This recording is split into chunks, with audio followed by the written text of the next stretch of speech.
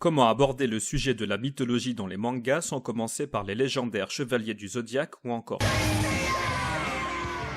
dans sa version originale. Manga ultra culte de Masami Kurumada publié à partir de 1985 au Japon, il met en scène un groupe de chevaliers de bronze destinés à protéger la Terre et la déesse Athéna qui la défend des forces du mal. Parmi ces chevaliers, le jeune Seiya, héros éponyme du manga. Connu sous le nom de chevalier Pégase après avoir durement acquis l'armure de bronze du même nom lors d'un tournoi en Grèce, on remarque dès le départ son esprit combatif et sa volonté à toute épreuve. Le mec est un véritable lâche-rien à tel point qu'il peut devenir parfois agaçant à force de se relever systématiquement après s'être fait latter 150 fois d'affilée par son adversaire lors du même combat grâce à la force de l'amitié et de son sens aigu de la justice. Cependant, Seiya, le chevalier de la PLS cosmique, n'en détient pas moins des techniques de combat cultissimes et qui peuvent être particulièrement dévastatrices. Son fameux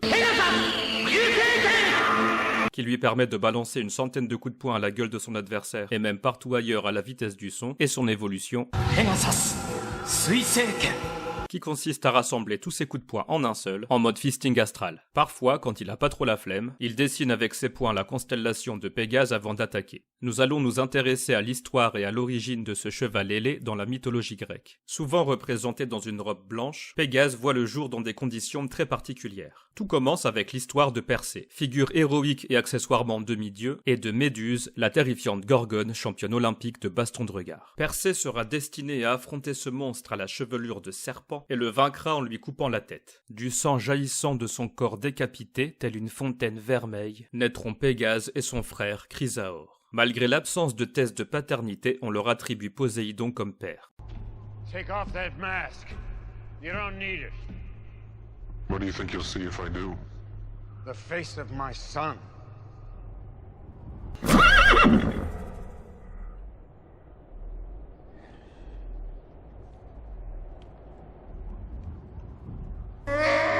En effet, d'après les people de l'époque, il aurait fricoté avec Méduse quand elle était encore potable, dans le temple d'Athéna. Pégase et Chrysaor restèrent en elle jusqu'à sa défaite face à Persée, qui inaugura au passage la première césarienne par voie trachéale. Selon le poète grec Hésiode, Pégase s'envole ensuite en direction de l'Olympe, où il va vivre auprès de Zeus, transportant pour lui le tonnerre et l'éclair. Le cheval ailé s'illustrera particulièrement avec Bellérophon, un autre héros épique. Tantôt fils de la divinité marine Glaucos ou de Poséidon, selon les versions, Bellérophon est dans tous les cas de sang divin et de lignée royale, comme tout bon héros mythologique. Comme pour compenser son prénom pourri, il est paré d'une grande beauté qui n'a d'égal que sa vaillance. Or, ses atouts se révéleront être aussi la cause de nombreux problèmes. Tout commence avec la mort de Déliadès, son frère, que Bellérophon aurait tué accidentellement lors d'une épreuve de lancer de disque. Dans une autre version, Bellérophon a un prénom différent et encore plus stylé. Hipponos. Celui qui connaît les chevaux.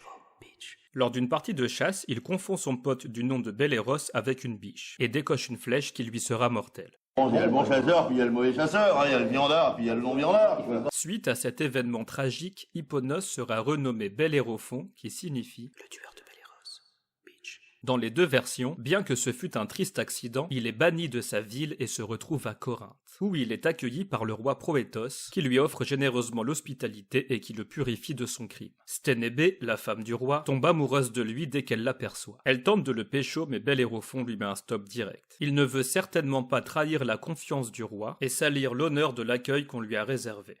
Frustrée, la reine va se plaindre auprès de son époux, lui confiant que Bellérophon a voulu la forcer à coucher avec lui. Bien que cette nouvelle l'emplisse de colère, Proétos n'ose cependant pas s'attaquer à son convive, au risque d'enfreindre la règle sacrée de l'hospitalité. En effet, dans la mythologie grecque, lorsque vous invitez votre ami ou même un quelconque badaud à un barbecue sacrificiel, vous n'êtes pas en droit de l'étouffer par surprise avec une entrecôte, ni lui écraser vigoureusement et avec une nonchalante détermination sa petite face de fangeux dans les braises encore fumantes, même si vous suspectez qu'il qu'il a voulu s'acoquiner avec votre Dulcinée. Dans ces cas-là, il faut l'envoyer chez votre beau-père pour qu'il s'occupe de son cas. Ce qu'a fait le roi de Corinthe. Il charge Bellérophon d'apporter un message au roi de Lycie du nom de Iobates. Message dont le héros ignore qu'il contient son arrêt de mort. Le problème reste pourtant le même. Iobates ne s'empresse pas d'ouvrir la missive. Il préfère d'abord accueillir Bellérophon comme il se doit. Après tout, c'est l'envoyé de son beau-fils. Il organise donc un gigantesque festin. Ce n'est qu'au bout de 9 jours de chouille qu'il se décide enfin à ouvrir la lettre, et se décompose à la lecture de celle-ci.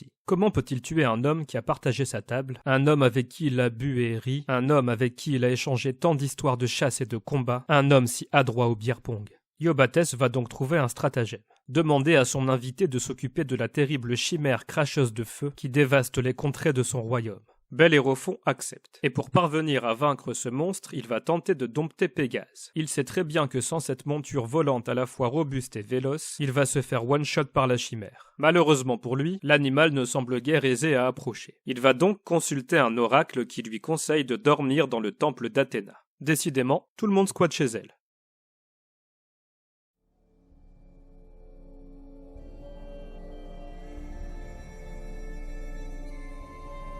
La froide nuit, de sa chevelure de jet, d'un sombre voile, en quelques poussières étoilées, couvrait le jour au radieux visage d'un fils, si chaleureux et empli de clarté jadis. Athéna la céleste approcha du guerrier. L'Olympienne au paleste, en l'air frais s'envolait. Au héros assoupi, à l'oreille lui dit: « Que fais-tu au sein de mon divin temple, petit connard de squatter ?»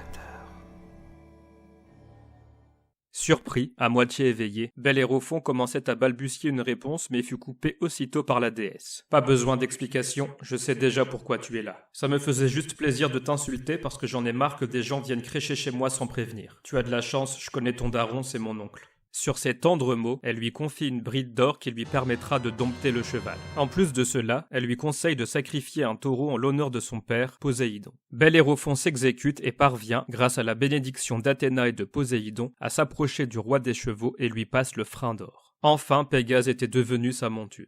Rappelons tout de même que Poséidon est à la fois le père de Pégase et Bellérophon. Ce dernier s'envoie donc fièrement en l'air avec son demi-frère en public, direction la chimère pour un plan à 3. Ou plutôt à 5, la chimère étant la combinaison de 3 animaux, le lion, la chèvre et le serpent. Le héros, qui a l'avantage de pouvoir attaquer du ciel, va poutrer la créature en la spammant de flèches. Dans une autre version un peu plus glorieuse, il la vaincra à l'aide d'une lance à la pointe de plomb qu'il jettera dans sa gueule alors qu'elle vomit ses lourdes flammes, transformant le ciel en un véritable brasier incandescent. Sous la chaleur intense de son souffle enflammé, le plomb fond et s'écoule dans son gosier, venant à bout de la bête. Après cet exploit, Iobates envoie Bellérophon tuer les Solimes, un peuple sauvage et belliqueux. Il va les massacrer. Du coup, Iobates l'envoie se battre contre les Amazones, redoutables femmes guerrières. Il va les massacrer. Du coup, Iobates en a marre. Il réunit ses meilleurs hommes pour lui tendre une embuscade. Il va les massacrer. Du coup, Iobates finit par se dire que si Bellérophon réussit tous ses défis, il y a sûrement du sang divin en lui. Du coup, il lui offre la moitié de son royaume et la main de sa fille. Bref, j'ai répété 4 fois du coup, 5 fois, et j'ai pas parlé de Pégase. Évidemment, tous ces exploits n'auraient pu être réalisés sans l'aide du cheval divin, et sous la bénédiction des dieux. La vaillance seule du héros mortel aurait été bien vaine. Chose que Bellérophon aura tendance à rapidement oublier. Baignant dans l'opulence d'une vie royale et gonflé d'un sentiment de supériorité face à ses semblables, il devient de plus en plus vaniteux au point de considérer que sa place n'est plus au milieu des humains. Il décide alors de s'envoler vers l'Olympe, le royaume des dieux, grâce à Pégase. Seulement Zeus n'est pas trop chaud pour l'accueillir. Bellérophon a beau avoir beaucoup de qualités, il n'en reste pas moins un simple mortel. Il doit donc savoir rester à sa place. Alors le roi des dieux envoie un temps piquer Pégase qui va se cabrer et faire tomber Bellérophon.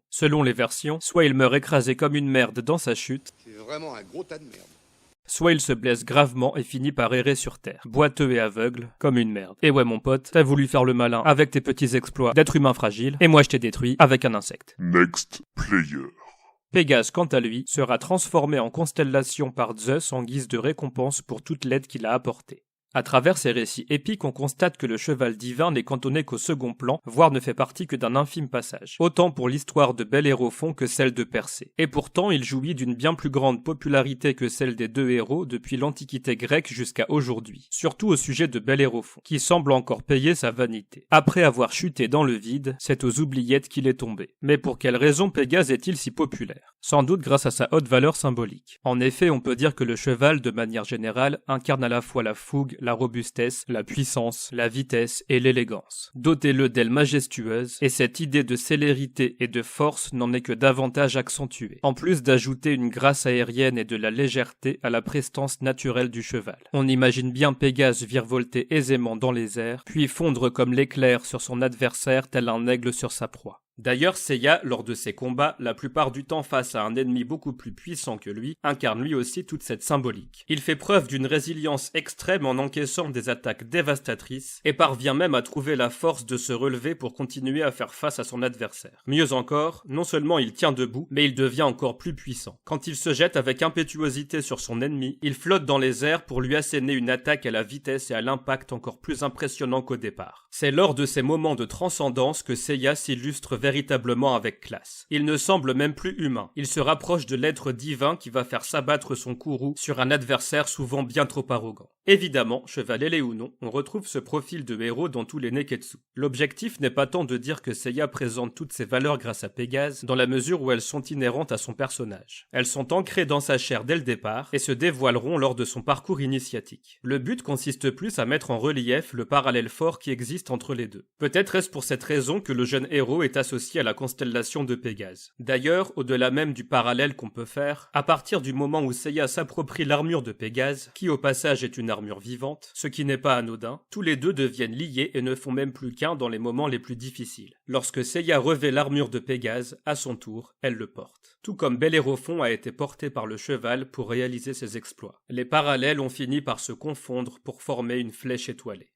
Pour terminer au sujet de Pégase, il porterait ce nom, selon Hésiode, en raison du lieu de sa naissance, près des sources de l'océan. Le terme grec Pégé signifiant le mot source. D'ailleurs, ce rapprochement entre le cheval et la source liquide apparaît dès qu'il voit le jour. Rappelons qu'il provient du sang qui jaillit du cou de Méduse. Selon plusieurs auteurs, il serait aussi à l'origine de la source Hippocrène, située sur le mont Hélicon en Grèce, qu'il fit jaillir d'un puissant coup de sabot. Les muses, réputées pour leur chant poétique et divin, y puiseraient leur inspiration. Pégase sera lié à celle-ci et symbolisera par la suite la poésie ainsi que l'inspiration poétique. À travers les époques, le cheval divin a incarné une multitude d'autres symboles et ne cesse encore aujourd'hui de nous émerveiller. Il a toujours été et continue d'être fortement présent dans notre imaginaire collectif. Cet épisode spécial mythologie et manga touche à sa fin, j'espère qu'il vous a plu et je vous dis à très bientôt pour une nouvelle vidéo.